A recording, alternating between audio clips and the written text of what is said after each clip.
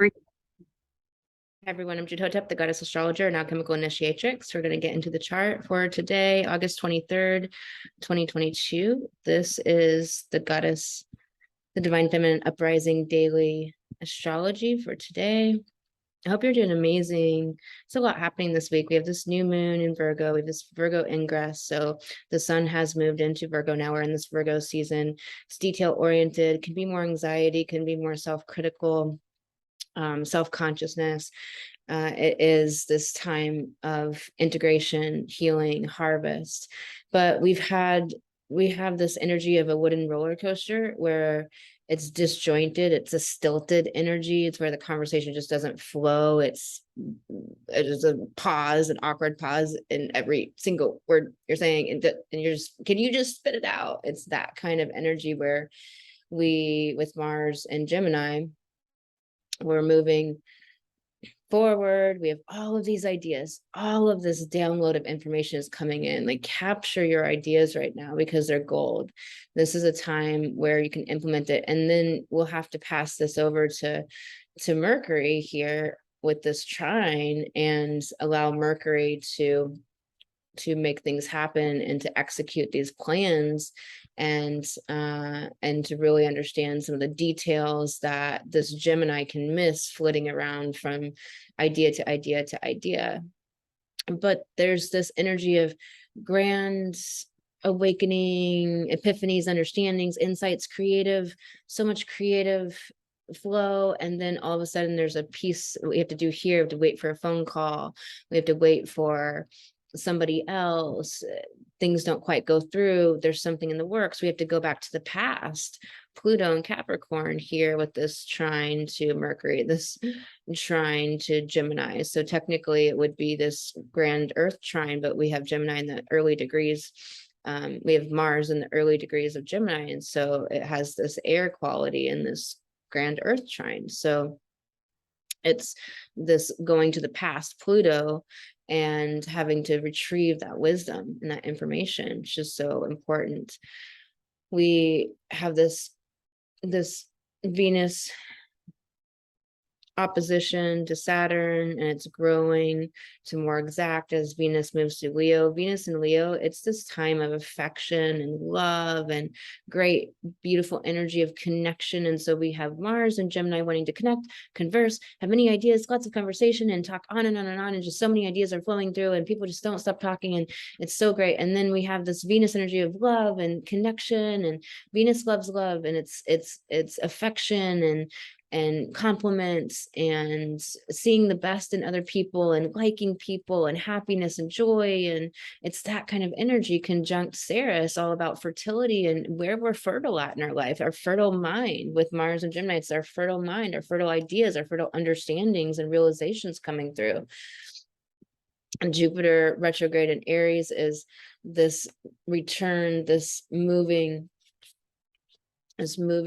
backwards through our belief systems to sift out what doesn't belong anymore, what we don't want to take with us forward, what are dead ideas, outdated beliefs, things that no longer serve us. And so with the sun and Virgo, Venus is wanting to have so much passion around our projects.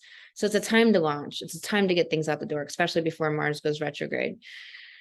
There is this past energy with this trine I've been talking about with Lilith and the moon here, moon in Cancer. So we have this Cancer moon. It's at home. It's happy here, and as a trine to the South Node, meaning that we can move forward on bad ideas, or we can move forward on healing the past and those old wounds and those old issues. With Chiron trine Venus, it's this sentimentality, this maudlin energy. It can be a real compassion for and sympathy for others, and empathy, and really understanding, being able to put ourselves in other people's shoes and really being able to understand what people are going through. Lots of care and compassion, but yet then this Mars energy is like, let's just talk about new ideas and move on to the next idea. And when do I get to talk? So we have a lot of energies that are not necessarily flowing together. So it's something to be aware of. This opposition from Mercury to Neptune is our soul and our mind. And so we have, what we have in the chart too is all of these quintiles and biquintiles. We have all of these yods. This is very powerful. It's creative energy. It's the metaphysical. It's the deep, what's deeply internal and behind the veils and coming from soul is here to offer us so much internal, so much powerful transformation here in the midst of all these ideas, bucking the status quo and saying, no more, we're not doing it those old ways. Patriarchy is dying and it's fighting for control.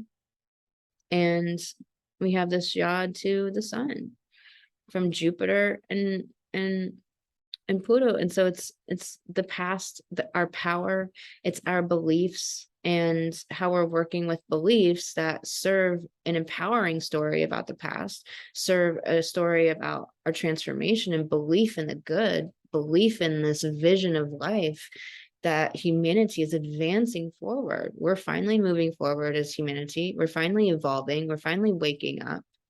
We're seeing the light, and the sun yod pointing to the sun, the light. And right now with it being in Virgo, to all the details, the plans that it's time to execute, get out the door, all this fresh energy, all this Virgo time is this fresh active energy.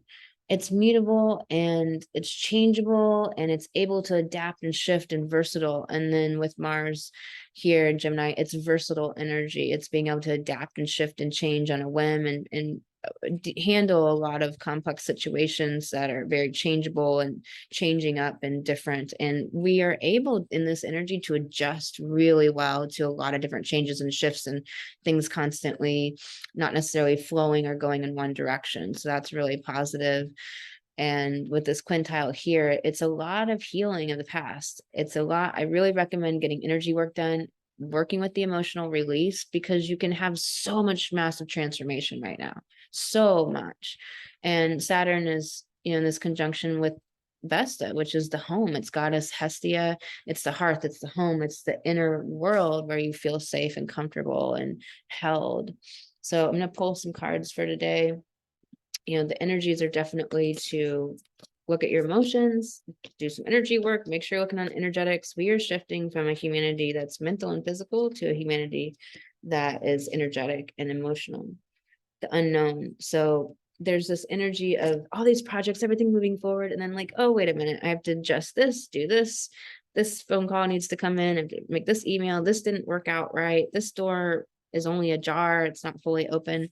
So realize that it's not this all engines full steam ahead. There's a lot of internal workings going on with 4 outer planets retrograde, with the new moon coming, and with Uranus stationing to go retrograde. So if Uranus stationing to go retrograde, that means technology is not going to flow right. Going to have some technological weird stuff. It's already been happening for a while because Uranus moves so slow right now.